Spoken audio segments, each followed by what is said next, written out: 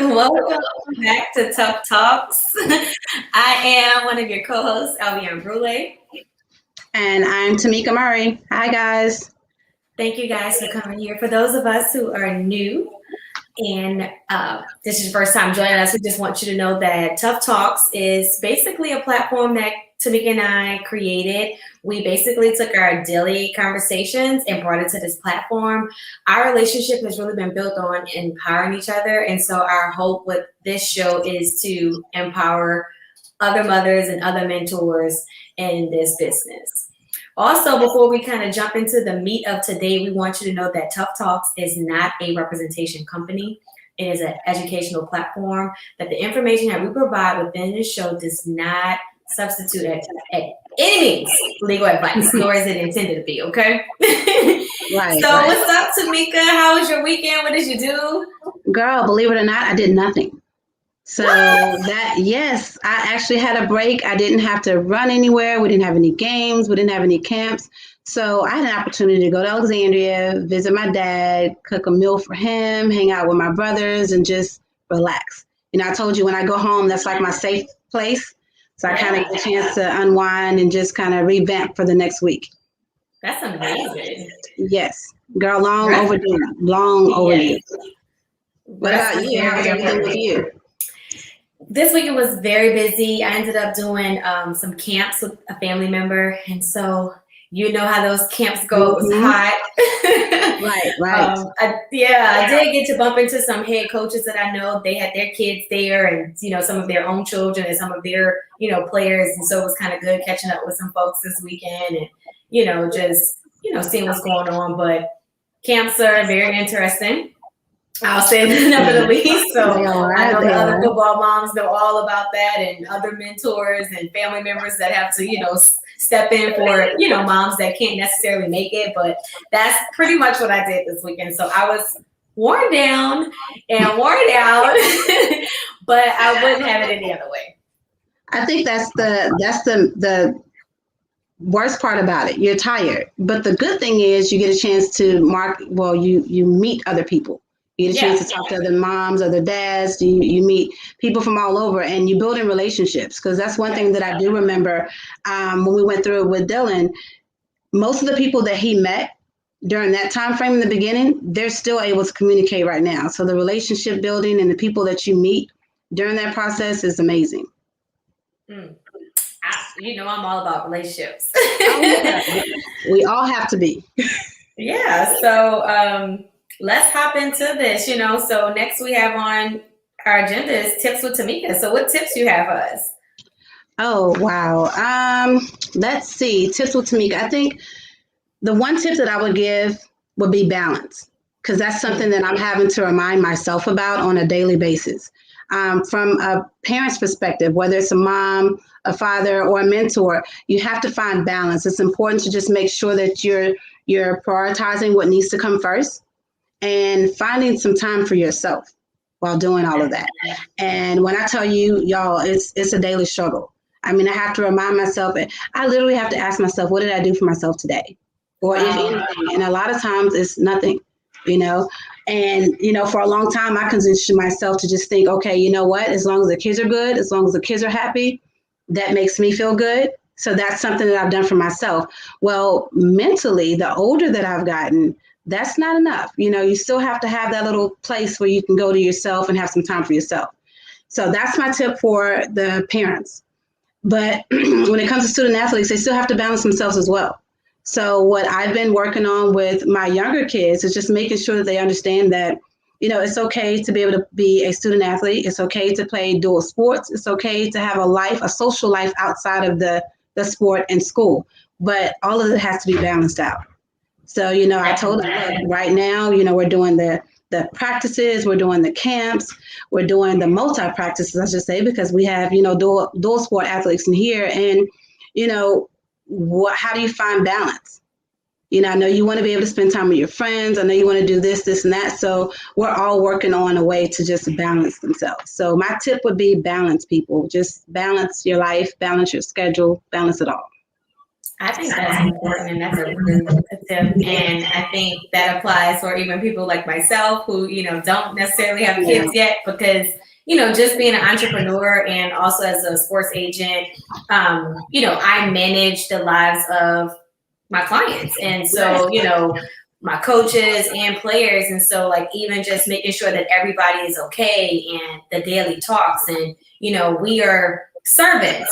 At least I am, I should say. That's, and as mothers, you're servants, you're serving to your children. And so I think it's very, very important. And every now and then I was reading something, a while ago that says it's okay to just take a day to recoup, Oh, yeah. And just a little bit of, I used to actually have what I used to call do nothing days. And so I got away from that, but I need to probably get back to that. And it was literally called do nothing days. And I would pick a day out of the month and I would literally do nothing. I would just sit inside and, eat, of course, because I'm a foodie. I gotta eat.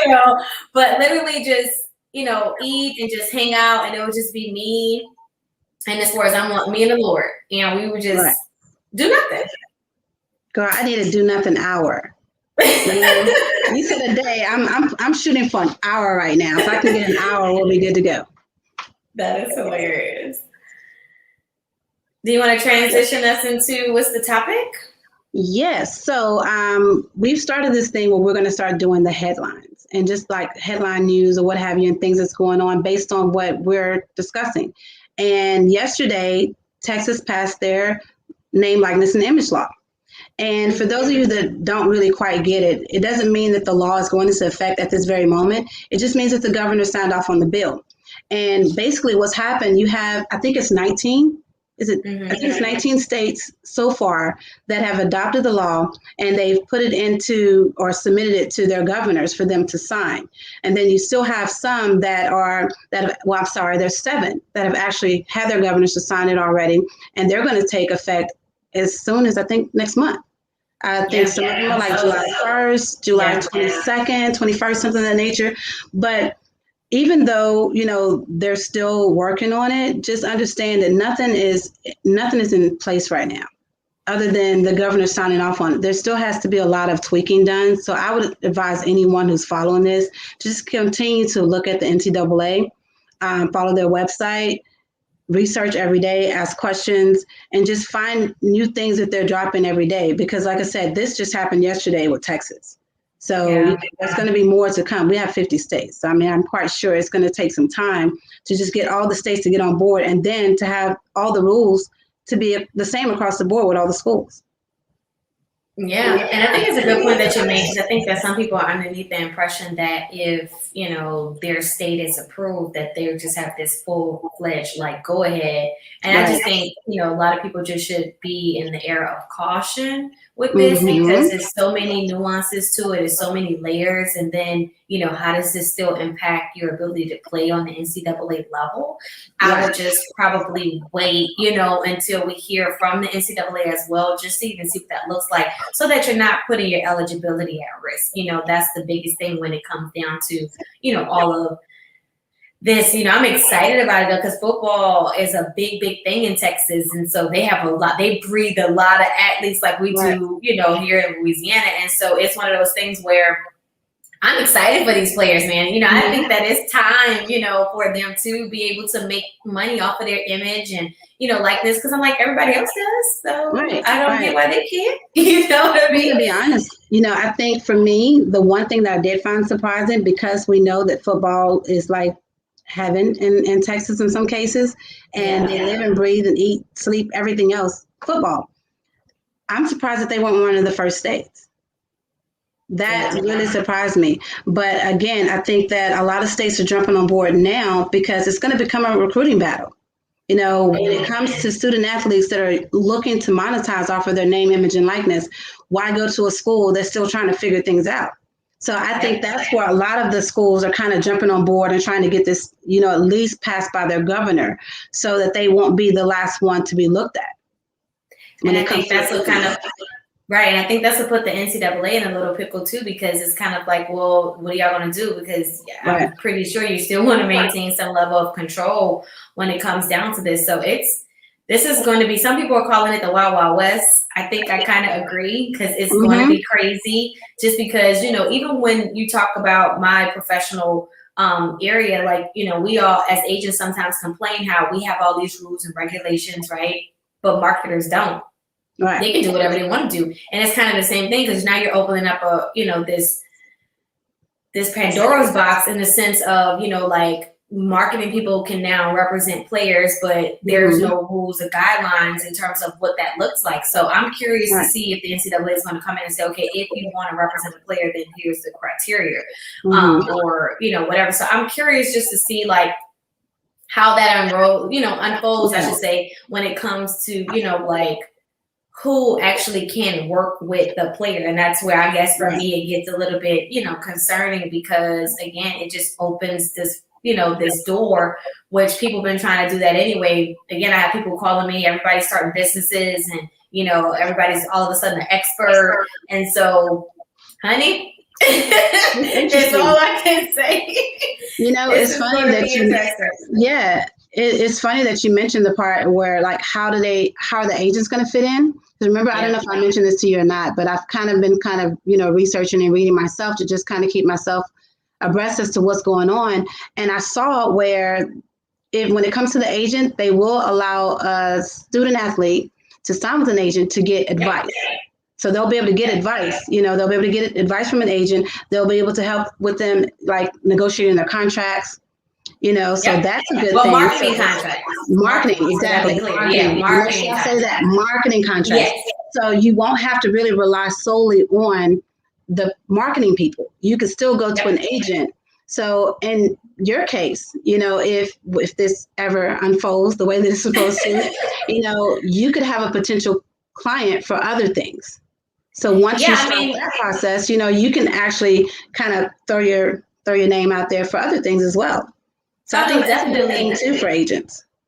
Oh, no, definitely. I mean, it opens up opportunity in a sense of being able to cultivate a relationship early on and kind of get to show people on the front end, you know, what you can do from a marketing standpoint, which is good for an individual like myself, because a lot of agents have moved away from the marketing because that's also the number one reason why a lot of guys women get fired because, you know, their client doesn't feel like they're doing enough marketing. Well, that's how I started in this business. You know, I was, you know, started, you know, doing marketing. I'm big on creating brands and guerrilla marketing, and I'm all about creating. And so, you know, for me, it's beautiful.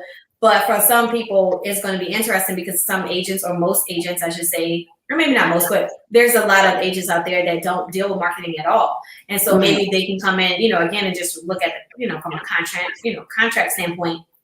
But, you know, again, because that's what I've been told as well, that they'll be able to sign with licensed, registered, you know, agents and still have their eligibility. But again, only in that marketing piece. And again, that's why you have to be careful at, because even though you're working with agents, you have to make sure that you're not verbally agreeing to representation on the other end, because that's where that gray area comes again. So again, I always tell people, make sure you're dealing with people who educate. Like, I love the NCAA. I read, you know, I have individuals that anytime I can go meet and learn and make sure it's clear and concise of what the guidelines are, because I told you I'm a rule person. I love rules.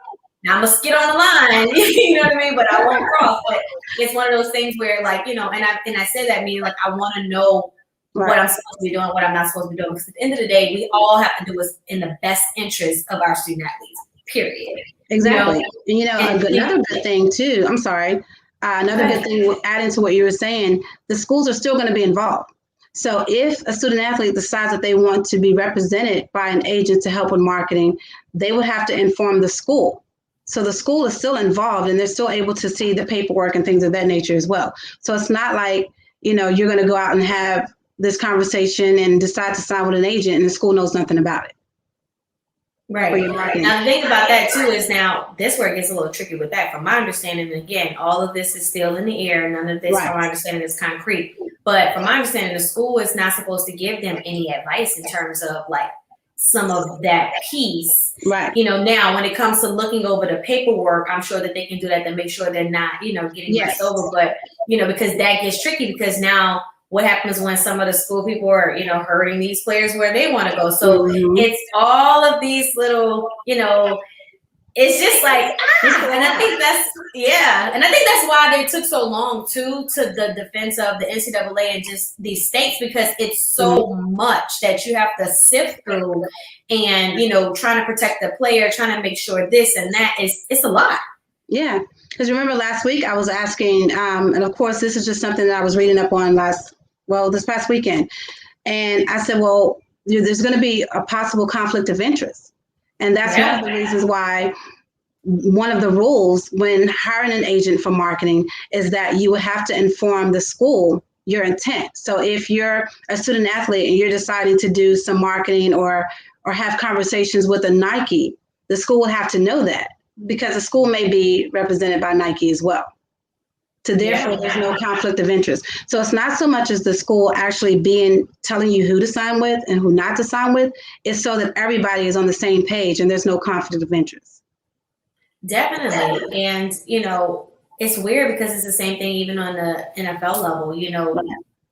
They have, certain sponsors or official sponsors of the team, and certain things they can and cannot do or can and cannot wear, and so it's just one of those things where, again, from my understanding, the school primarily, their biggest job is to educate the athlete. And that's why most programs now are creating, programs, which I think they should have been doing, in my opinion, that educates the player on all of these, areas like brand management and, business formation, like stuff that what I consider life skills for a student athlete or life skills for an athlete, because, it's, in my opinion, athletes are so unique because it's things that they go through that the average person just wouldn't even think about or, go through. So it's kind of like they kind of need their own little curriculum, because what they deal with is so different, from what the normal student athlete. Yeah, or normal student, I should say. Right. Well, I said student athlete, I'm a student, yeah. And that's the difference when we talked about amateurism. They're doing things completely different. So they can't be in the same category if they're performing the sport and they're going to school. So, I mean, they're different. They can't be considered an actual student when they're doing two different things. But I'm glad you mentioned branding, because that's what we wanted to talk about today. Yep. How would you brand the athlete? So what's your suggestions on how you would start the process of branding your student athlete? Well, for me, I wrote a couple things down that I always talk to, my clients about whenever they come to me and say, hey, I want to start a brand. I think the biggest thing is, one, you have to come up with a business name or a brand name. More importantly, I always say the business name because it's always my recommendation. Again, this is not legal advice, but my recommendation is to start a company, whether that's an LLC, whether you want to go incorporate, or, some people want to do it in a, facet of a nonprofit. I personally always recommend an LLC unless, you are really ready to deal with the structure of a corporation. Again, talk to somebody who specializes in taxes, that can break that down for you on the benefits, what makes more sense. And so, and again, pick the company or the form of business that you think is best for you. All right. And so then after that, whenever you determine your business name or your brand name that you're going to go, forward with, go ahead and buy that domain name. Right. And then once you buy your domain name, go and try to get it trademarked, research, make sure, no one else is using it. But sometimes I always recommend kind of doing that first before you start kind of like building all of this stuff out and then somebody else is actually using it. Right. But the whole point of building a brand, it should be something like super unique. So in those instances, this is where I would say you start, right? And so, go ahead and make that investment to protect it, because that way now you legally, own it and the rights to use it. And so you don't have to worry about somebody trying to duplicate it, because we live in a society, where sometimes you see that going on. And so then from there, I always tell people, before you decide to get anybody to design something for you, make a logo for you, build a website for you, anything when it comes to something that you want to own that someone else has to create on your behalf, make sure they sign a work for hire agreement, or make sure in the terms and conditions of the agreement in what you guys have in place states clearly that you own the, the copyrights, that they're going to transfer those rights over to you. Because a lot of people don't understand that when whoever makes or creates, they own the rights. Right. And so that's copyright law. And again, it's not legal advice. This is just what I'm telling you from what I know, my experience is that, if you don't have a paperwork in place that states otherwise, and you have your homeboy make a logo for you, your homeboy own that logo, Right. And so I always tell people too, like, even when you're signing with an agent, if you don't have an agreement that states, hey, whatever I do for you, or if I decide to, design a logo for you, because sometimes that'll be a part of the packet. Like, okay, you sign with me, I'm gonna do all your branding. Well, if you don't have an agreement, technically they pay for it, they got it designed and created, they own it. Again, unless you specify that differently. And so I tell people all the time, they don't think it's important until it blows up, or like I just read something the other day about I don't want to say the guy name in particular, but this is big time musician that's trying to sue a photographer for continuously using a photo, and some people were arguing saying that, well, he didn't have an agreement in place. Right. He took the photo, he owns the photo. So it's the same thing. If you go to a photographer and y'all don't have an agreement in place, if he's taking the photos, technically, you know what I mean? He owns the copyrights to it. And so that's why I always tell people it's very, very important to make sure you understand those things on the front end before you just, have people design stuff for you, because you don't want to end up in those types of situations. So that's kind of like my take on what I think you should, consider before even starting your brand. And I think, weeks to come, we'll kind of start breaking some of that even, down a little bit more. But that's my, your take on it. I think for me, of course, I love all of your ideas. And I think that's something that, that's something that I was doing myself. But I want to speak to parents who have student athletes that are in high school.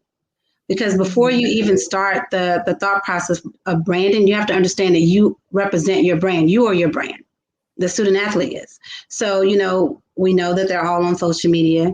They're all doing things on social media. So you want to make sure that your social media is clean, because that's a direct representation of you.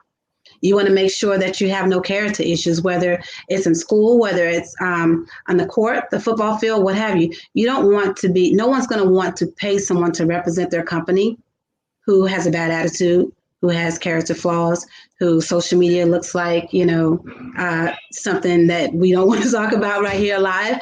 But, you want to make sure that what you're selling is something that someone will want to buy.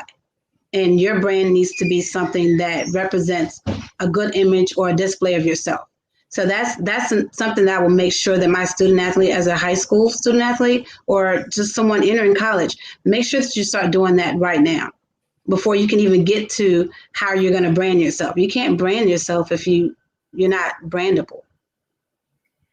That is a very, very great point. And it's funny you said that, because I remember years ago I was working with this young man, and, we had an offer from this, company, and they wanted to, pay him X amount of dollars to, represent their organization. So they said, well, we have to do a background check first.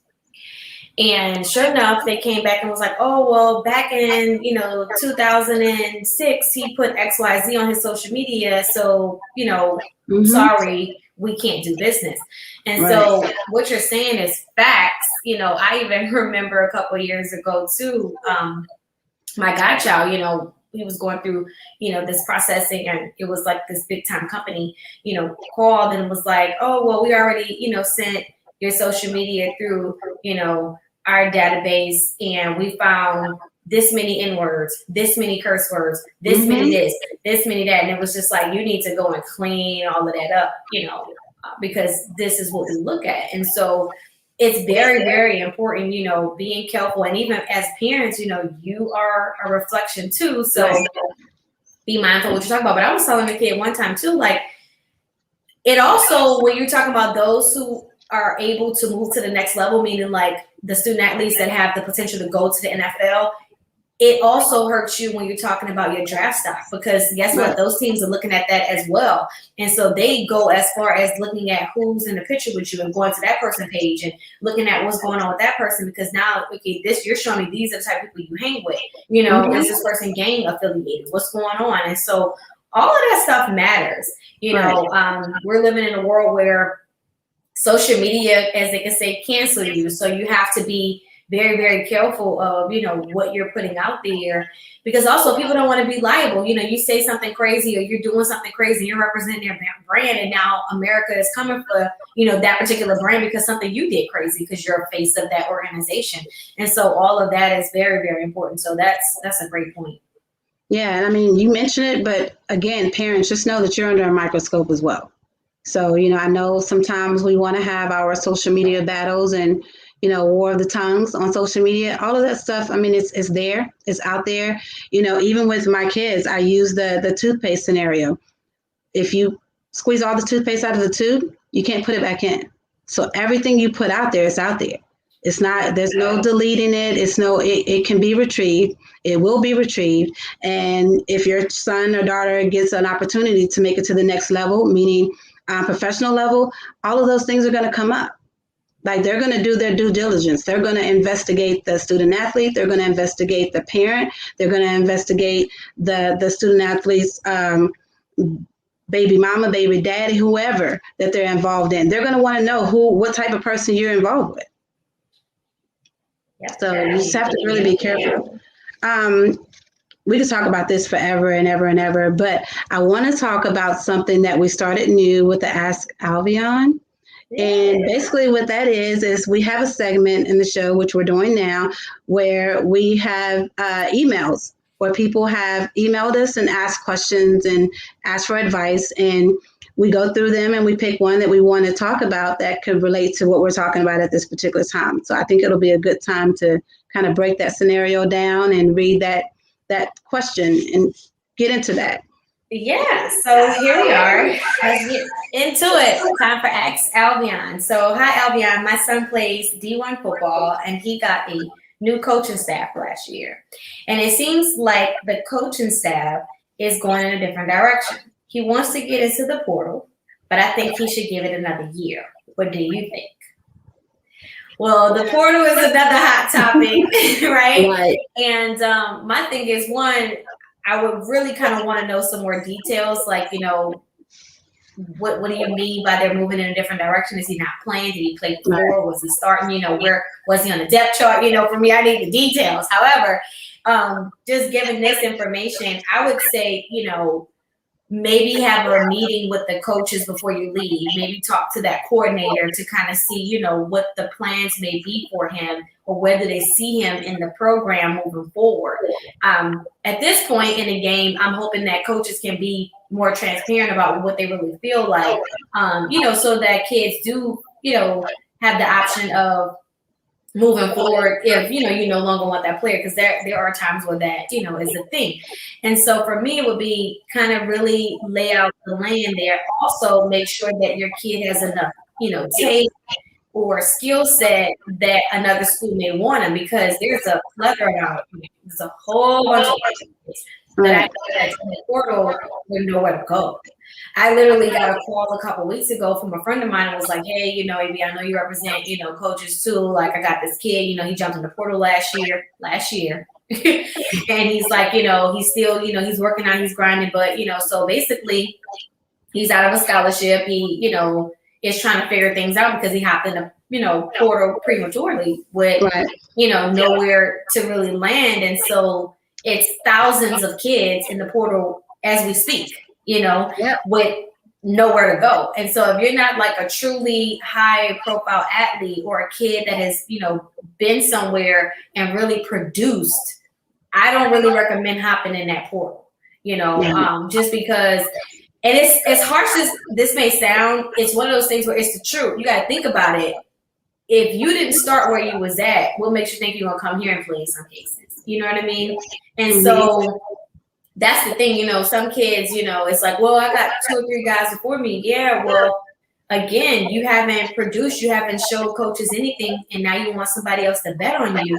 And so it's just one of those things where I always tell people, listen, go talk it out, go look at the depth chart, go and do a real thorough, evaluation of what this situation really looks like. And also, like you always say, keep it real with yourself, because some people irritate me with the whole, my son is better than.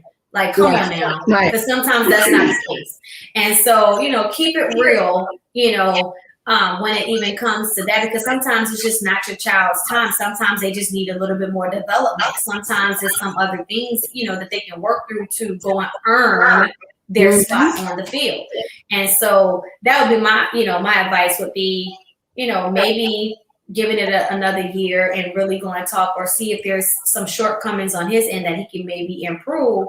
That would also give him opportunity to go earn, as I say, because I think earning is important. Earn his, opportunity on that field. What's your thoughts? I mean, I agree with everything that you said. I mean, first and foremost, I'm big on relationships. We both are. So I would suggest before you burn bridges, because you do not want to burn bridges, this is a business. Ask questions, have a conversation, show that you want to be communicated with by communicating with them. You sit down, you have a conversation. And I think, with everything going on with this name, likeness, and image, there's going to be a lot of opportunities for some, athletes out there. So I don't think the schools are going to keep you in the dark.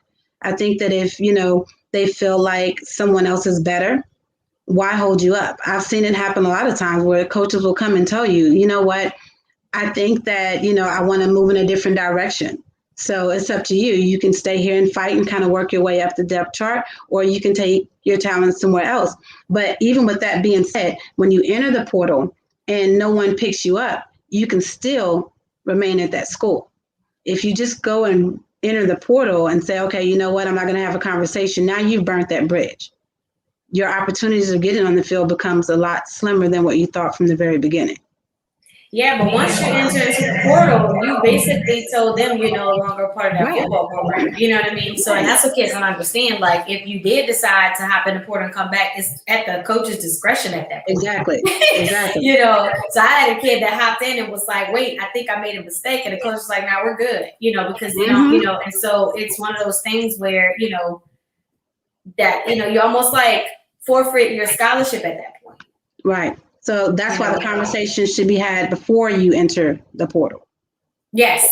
The conversation should be had before you decide to do that. And like I said before, you don't want to burn any bridges, because that's exactly what's going to happen. You won't be able to go back. Right. And I always tell people too, the biggest thing with coaches, they're humans first. And I think sometimes we, forget that they're human too. So you should handle them with, care and caution as well. And I think that student athletes should be treated the same way, that it should go both ways, I think a lot of times egos get involved as well. Yeah.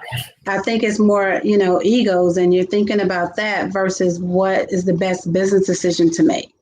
A new coach has come in, he thinks this person is better than me, or you may assume they think that person is better than you, and you make a decision based on your pride and your ego versus a business decision. And to be honest, that's a good point. But also sometimes that is the case. Coaches have preferences. And you just have to be real with that too. You have some coaches that want, their DBs this long. They want arms. They want, height. They want this, well, I want my lineman like this. And, they have preferences. And it is what it is. And so sometimes that is what you're dealing with. And if that's the case, and that's what it is, and maybe that's the best decision for you, then again, every situation, and that's what it gets so tricky with this, it's just different. You can't look at one athlete and take the same exact path, because it doesn't work that way.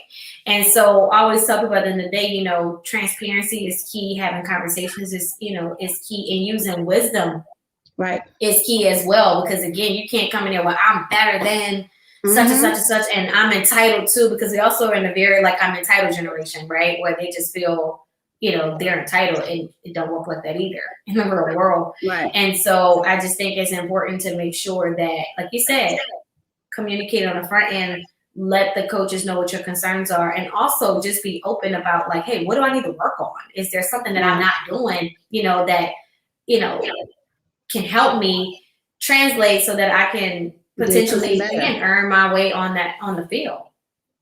Right. I'm trying to make sure we stay on task here, because like I said, we jump all over the place, but we thought about something, and I think it'll be cool to share with them as well. The actual food hacks. for high school moms. And this is something where everyone can kind of, again, email us at hello@hellotoughtalks.com with your ideas. But I get this question all the time. What are you feeding these kids? And how are you keeping them, intact, healthy, eating healthy while we're running around all day with sports in the summer? And for me, I'm a simple person because like I said, I'm trying to find some time for myself. Pastas is a big thing for me. It's quick, it doesn't take that long. And if we're on the go and I know we're going in between practices, I keep peanut butter crackers. I keep anything protein. Oh yeah. I mean, they're everywhere. Look, you better eat that before you go in there and because you want to make sure they have some sort of protein or something in their system. But that's my thing. But I know you're a foodie. So I know you're going to have a whole lot other than my pasta mixes. So what's your take? What can you give advice on? Well, this week I'll just give one of my food hacks that I've recently come across is taking some chicken, right? And you can make fajitas, and then you can take the same chicken and then turn it into a pasta. So you almost have 2 meals with the same chicken. So, what I'll do is I'll put my little recipes on our website and on our Facebook page if you want to check that out. But basically, I take the chicken, cut up my, peppers, put a little seasoning in there. And it's something about the different color peppers cooking down with chicken that gives it this taste that just make you want to smack somebody. And so once I did, I was like, oh my God, this is good. And then turn that in, cook up some noodles, boom, you got you some pasta. Well, again, you can take that same chicken, put it in another pan, put you some fajita sauce in there. Now you can make some fajitas. And so again, one time cooking all of that good old meat, 2 different meals. Girl, I'm writing down all of these nuggets. You hear me? I'm actually taking it because we haven't eaten dinner yet. So trust, I will be letting you know how these fajitas and this pasta works out. Now, if I don't have any leftovers, I'm going to call you back and say, now look, girl, we're going to have to add something else in there. Yeah. So hopefully that can stretch you out, So now if you have a recipe that you want to share with us and you have a hack that you want to want us to share with our platform, please email us at hello@hellotoughtalks.com. We would love to, read it. I would love it because again, I'm always trying to, find quick things to cook myself because I'm busy as well. And I do like to eat and I try to cook because cooking is therapeutic for me. So speaking of, therapeutic stuff, and I think it's time for us to hop on these affirmations. So I have some, some affirmations for us today. Which I think is really important because it kind of ties into, your tip, which is number one, I give myself the care and attention I deserve. Yes, it definitely, it ties into that because again, that creates balance. So you're putting some time in for yourself. So I love that one. I definitely love that one. And then we have 2, I am always headed in the right direction. And then we have my children, because since we're dealing with moms and mentors, my children are always headed in the right direction. Right. And I even added, even when they make mistakes, somehow, some way, they end up in the right place. Yeah, I love that one. I love that one. I like that one a lot as well. And then last, I always make the right decisions, and my children always make the right decisions. Because you know me, I'm always calling you and telling you I'm second guessing myself, and I don't know if I should do this, and maybe I'm moving too fast, and maybe I should take a step back. So yeah, that's definitely a great affirmation to keep in mind. Yes, and I think it's good to have affirmations. I even write some on my mirror, in my bathroom just so that I can read them in the morning, or just regurgitate it because it's kind of it's important, and like you said, to bring that balance. And sometimes we have to reel ourselves back to remind ourselves who we are, and just put it out there of what it is that we're expecting. So that's pretty much our show for today, guys. We want to thank everybody that joined us today on Facebook and on YouTube. We will be taking this and rebroadcasting it on Instagram. So be on the lookout for that. Make sure you follow us. As you can see on the screen, I have my social media handles right underneath my name. Tomeka is there as well. And you can also feel free to text us, and we'll send you all of the links so that you can watch us and join us. And all you have to do is text Tough Talks to 504-384-6070. And, get ready to see us next week. What else do you have, Tomeka? Any final thoughts?